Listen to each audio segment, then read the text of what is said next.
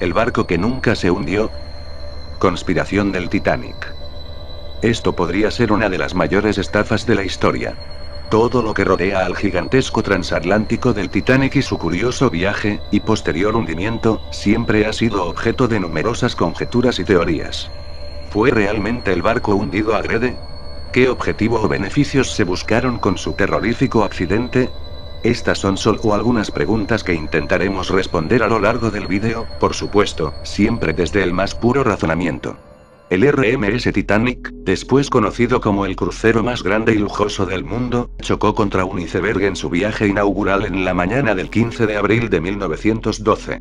En las 3 horas siguientes, se había hundido hasta el fondo del océano, matando a 1.500 de 2.224 pasajeros y tripulación. El Titanic fue uno de los 3 trazadores oceánicos de clase olímpica construido en los astilleros Harland and Wolff en Belfast, los otros 2 fueron el RMS Britannic y el RMS Olympic. El Olympic se puso en marcha un año antes que el Titanic, pero parecía compartir la misma mala suerte que su famoso buque gemelo. Unos meses después de su lanzamiento en 1911, tuvo 2 graves colisiones, la segunda con el crucero Royal Navy HMS Hawke en la costa de la isla de Wight, causando graves daños estructurales en las vigas de acero del Olympic. Algunos autores han sugerido que el daño del Olympic era más grave del afirmado. De hecho, fue prácticamente una anulación. Las reparaciones serían ruinosamente caras, llegando a millones de libras. La White Star Line ya estancada, se enfrentaba a un potencial desastre financiero. ¿Podrían White Star y su propietario JP Morgan idear una estafa al seguro para tratar de salvar su inversión con los problemas del Olympic? El Olympic, según la teoría, se intercambió con el Titanic y se hundió en un accidente simulado. El Titanic sería disfrazado como el Olympic, continuando con el servicio. Los 2 barcos fueron esencialmente idénticos, excepto por diferencias menores, y que estuvieron amarrados al otro lado en el dique seco, lo que el cambio solo implicaría algunos letreros y placas. Aunque la teoría no es nueva, Robin Gardiner popularizó la teoría de intercambio de seguros en su libro de 1998, Titanic, el barco que nunca se hundió. ¿Podría realmente haber sido el Olympic hundido en lugar del Titanic? Evidencias portillas náuticas. Los defensores de la teoría del intercambio han señalado las diferencias en el número de portillas de los barcos. El Olympic tenía 16 y el Titanic tenía 14. Las fotografías tomadas del Titanic en el dique seco muestra que tiene 14 portillas. Pero el momento de su viaje inaugural, tuvo 16, al igual que el Olympic. ¿Fue esta la evidencia de que los barcos fueron cambiados, o simplemente añadieron 2 portillas adicionales como parte de los cambios estéticos del Titanic? Otra evidencia es que las ventanas del Olympic fueron espaciadas de forma poco uniforme, al contrario que en el Titanic. Pero, de nuevo, en su viaje inaugural, el Titanic tenía las ventanas perfectamente alineadas. Rumores entre la tripulación. Hubo una huelga del carbón en todo el país durante el lanzamiento del Titanic. Esto llevó a que miles de bomberos, fogoneros de calderas y engrasadores se quedaran sin trabajo. Sin embargo, a pesar de esto, el Titanic encontró difícilmente a la tripulación, con muchos hombres que se negaron a trabajar en el barco a cualquier precio. Los rumores que circulaban entre los trabajadores de Harland y Wolff era que los barcos habían sido cambiados como parte de una estafa de seguros, y el Titanic debía ser hundido. Tenían el conocimiento previo del hundimiento del Titanic como para que no quisieran trabajar en el barco. A pesar de la inmensa fanfarria y el bombo que rodeaba el lanzamiento del Titanic, solo tuvo algo más de la mitad de su capacidad cuando salió de Southampton en su condenado viaje. ¿Quiso White Star reducir al mínimo el número de pasajeros por la intención de hundirlo? ¿O quizás los rumores de la estafa del seguro se había extendido fuera de los astilleros? También hubo muchas cancelaciones de última hora de los pasajeros de alto perfil, lo que sugiere algún tipo de conocimiento previo. Cancelaciones de última hora. Muchos de los nombres más ricos y prestigiosos de la sociedad del siglo XX tenían su reserva en el Titanic. JP Morgan, el financiero internacional que era dueño de la casa matriz de White Star, tenía previsto viajar en el Titanic, pero canceló su viaje unos días antes de su salida, alegando una enfermedad. El New York Times descubrió que se trató de una mentira, y Morgan fue visto con su amante en Francia el día que el Titanic se hundió. El industrial Henry Clay Frick y su esposa, el banquero Horacio J. Harding y el multimillonario George Washington Vanderbilt, todos conectados a Morgan, también cancelaron el viaje en el último minuto. Californian. El SS Californian, también propiedad de J.P. Morgan, era un gran barco de pasajeros que al final fue culpable de la pérdida de varias vidas en el Titanic. Se comportó un tanto extraño todo el tiempo que duró el viaje del Titanic. Sin llevar pasajeros, se quedó parado en el medio del Atlántico, se detuvo y esperó. Su única carga eran 3.000 mantas de lana y otras herramientas. ¿Cuál era el propósito de este comportamiento? ¿Fue el Californian a rescatar a los pasajeros del Titanic después de su hundimiento deliberado? Edith Russell, un sobreviviente del hundimiento, fue firme en que los oficiales del Titanic le aseguraron que el Californian estaba en camino.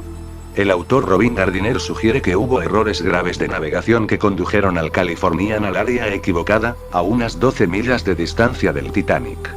Al final, por ese fallo, murieron unas 1.500 personas. Los restos. Los restos del Titanic fueron descubiertos por Robert Ballard en 1985. Algunas pruebas de los restos apoyan la teoría de conmutación. La estampación 401, número de identificación usado en el Titanic en Arland y Wolf, se puede ver en la hélice del mismo. Sin embargo, algunos autores sugieren que la hélice del Titanic se ajustó a la del Olympic durante su reparación después de la colisión con el Hawke. De ser cierto, esto sería una fuerte evidencia de que el buque del fondo del océano era realmente el Olympic. También se encontraron lo que parecían ser las letras M y P en un lado de los restos, lo que podría sugerir la verdadera placa de identificación de Olympic, cubriendo esa parte del Titanic como parte de la estafa. Los restos parecían mostrar también una capa de pintura gris utilizada en el Olympic. En el Titanic, se utilizó pintura negra. La falta de escrutinio de los medios. Las estafas a los seguros y los fraudes marítimos eran muy comunes en el momento del hundimiento del Titanic. Si bien parece poco probable que hoy en día se pueda hacer, la falta de cobertura de los medios en 1912 lo hacían muy creíble. Solo se puede ver la película del Titanic y algunas fotos escasas. Con los dos barcos muy similares, solo los más linces podrían haber visto el cambiazo. Evidencia en contra el naufragio. Aunque los restos podrían proporcionar cierta evidencia a favor de la teoría de intercambio, lo que se cree hasta ahora es que los restos eran realmente los del Titanic. El número de identificación 401 se halla en múltiples lugares de los restos, en muebles y otros objetos encontrados.